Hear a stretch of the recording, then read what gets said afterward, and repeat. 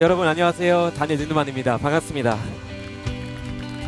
소통의 광장, 소중한 통일의 광장에 오신 것을 진심으로 환영합니다. 오늘도 저희가 흥미로운 이야기를 많이 준비했으니까 기대 많이 하셔도 좋을 것 같습니다. 예전부터 통일에 대해서 소망하는 노래들도 많고 했는데요. 저희 청년 세대는 통일하고 거리가 점점 멀어지는 것을 알 수 있는 것 같습니다. 기성 세대는 그거에 대한 안타까움을 표현하죠. 어쩌면 아예 갈등까지 생기기도 하고요. 우리 소원은 통일, 또한 민족 대통합 이런 단어들 점점 멀어지고 있는 그런 현실인 것 같은데요. 우리는 왜 통일을 논해야 할까? 그리고 통일을 바라보는 관점은 어떻게 변해야 할까? 이 질문을 던져보는데요. 따로 살자는 북한, 그래도 통일이 온다 라는 주제로 저희가 오늘도 아주 훌륭한 분을 모셨는데요. 안정식 SBS 북한 전문 기자님을 모시겠습니다. 큰 박수 부탁드립니다. 네, 안녕하세요. 기자님 안녕하세요. 반갑습니다. 네, 안녕하십니까. 네, 반갑습니다. 네. 어서 오십시오. 인사 한 말씀 부탁드리겠습니다. 네, 안녕하십니까. 저 SBS에 95년부터 기자 생활하고 있고요. 지금 북한 문제 다루고 있는 안정식이라고 합니다. 반갑습니다.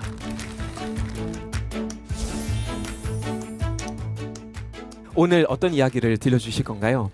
남북 관계의 상황과 앞으로 우리 통일의 미래가 어떻게 펼칠지에 대해서 좀 간략하게 소개를 드리려고 합니다. 알겠습니다. 기대됩니다. 그러면은 우리 기자님을 위해서 큰 박수 부탁드리겠습니다. 오늘 강의의 주제를 지금 보면 따로 살자는 북한, 그래도 통일은 온다 이렇게 잡았는데요. 이 따로 살자는 북한 이 부분은 2024년 현재의 남북 관계가 어떤 상황인지를 좀 설명을 드리려고 하고요. 다음 단락인 그래도 통일은 온다 이 부분은 우리 미래의 부분인데 이게 꼭 통일을 당위적으로 해야 한다 이런 차원이 아니라 우리한테 정말 통일의 기회가 올 것이다 라는 부분을 좀 여러분들에게 얘기를 드리려고 합니다. 자, 남북관계 현황부터 좀 보겠습니다. 작년 말에 북한에서 노동당 전원회의라는 회의를 열었습니다. 북한과 같은 사회주의 국가는 당이 모든 것에 우위에 있는 체제이기 때문에 당의 주요 정책을 결정하는 노동당 전원회의 굉장히 중요한 회의인데요. 여기서 김정은이 뭐라고 했냐?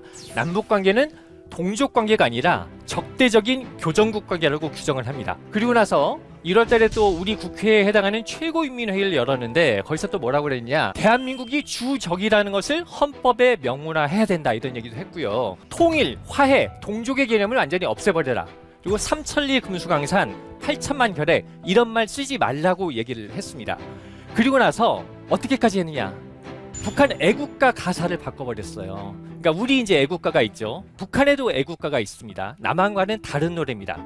근데 북한 애국가에 삼천리의 아름다운 내 조국이라는 가사가 있어요. 근데 그 삼천리라는 말을 이 세상 아름다운 내 조국으로 애국가 가사를 바꿔버렸습니다. 누구나 인정할 수 있듯이 국기나 국가 이런 거는 굉장히 중요한 상징이잖아요.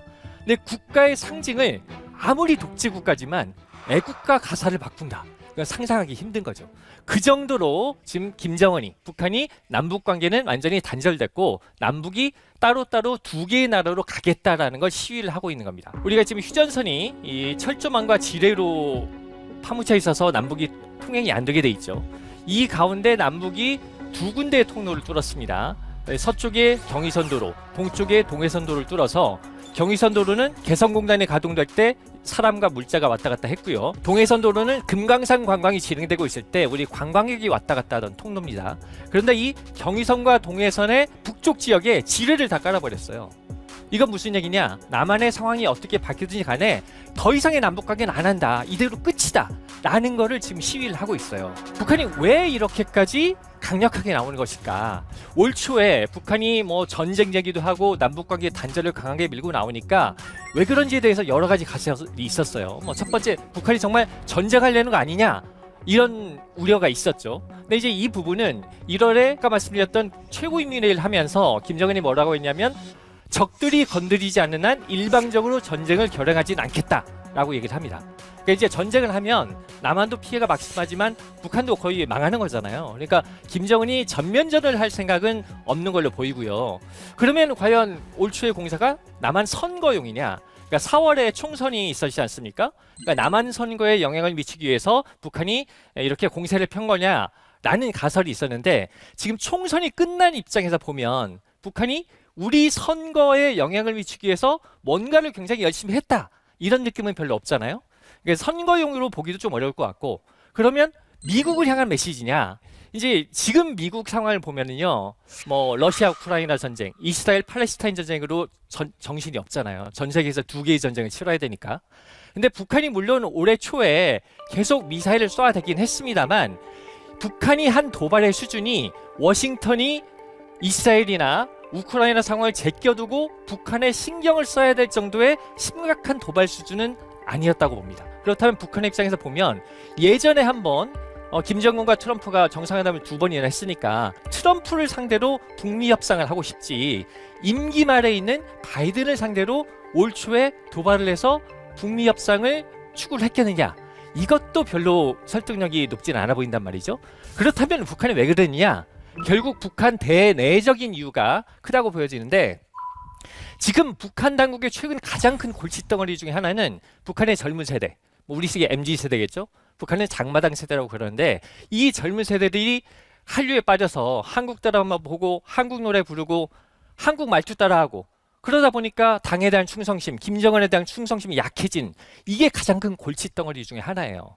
그래서 뭐 반동 사상문화 배격법, 평양문화보호법, 청년교양보장법, 이게 이제 우리 민간단체에서는 3대 악법이라고 부르는 것들인데 한류 차단, 외부 문화를 차단하려고 굉장히 사활을 걸고 있는데 방금 말씀드린 이 법들이 어떤 법이냐면 쉽게 말해서 한국 드라마 조직적으로 유포하거나 한국 말투 조직적으로 알려주거나 그러면 최대 사형에 처할 수 있는 어마어마한 법입니다.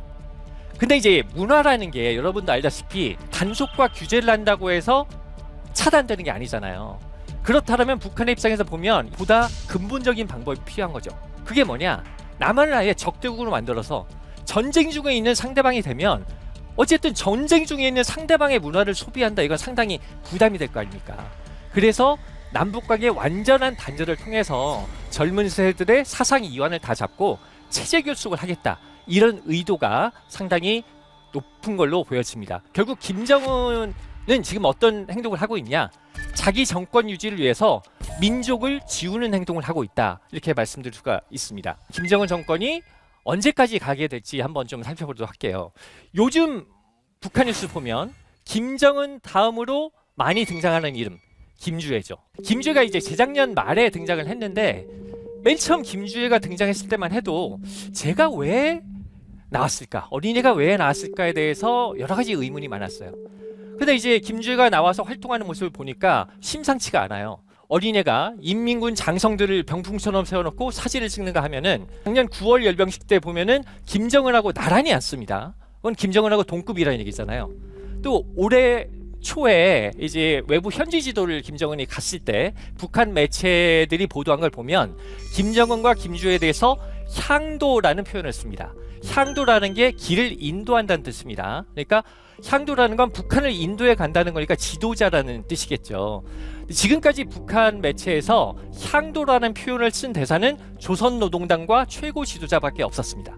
그런데 김주애에 대해서도 향도라는 표현을 썼다. 이거는 김주애가 미래의 북한을 이끌고 갈 지도자라, 이런 의미겠죠. 그래서 우리 국정원도 현 단계에서 가장 유력한 후계자는 김주애다라는 판단까지 가 있는 상황입니다.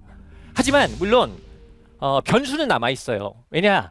김주애가 지금 2012년 말이나 2013년 초에 태어난 걸로 보고 있기 때문에 만 11살 남짓인데 아직 너무 어리잖아요.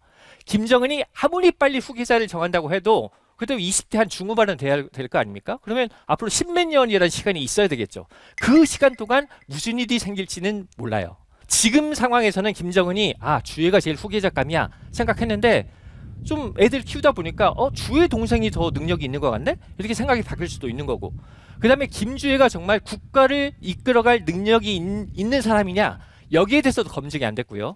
또 한 가지 중요한 변수, 김주애는 아직 사춘기를 지나지 않았습니다. 앞으로 김주애가 정말 후계자가 될지에 대해서는 여러 가지 변수가 남아있긴 합니다만 2024년의 시점에서 가장 유력한 후계자로 볼 수 있는 건 김주애다라고는 말씀드릴 수가 있는 상황입니다.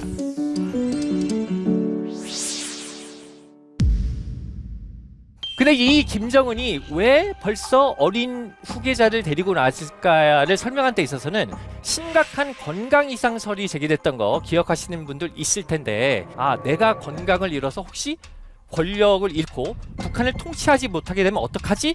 라는 심각한 고민을 안겨준 것은 분명해 보입니다. 이 시기가 되면 우리한테 중요한 건 우리의 선택이에요. 북한 주민들의 그런 욕구를 받아 안아서 빠른 통일로 갈 거냐, 아니면 뭔가 여러 가지로 혼란스럽기도 하고 불안할 것 같은데 분나라로 지내면 안 돼? 이런 의견이 생길 수도 있죠.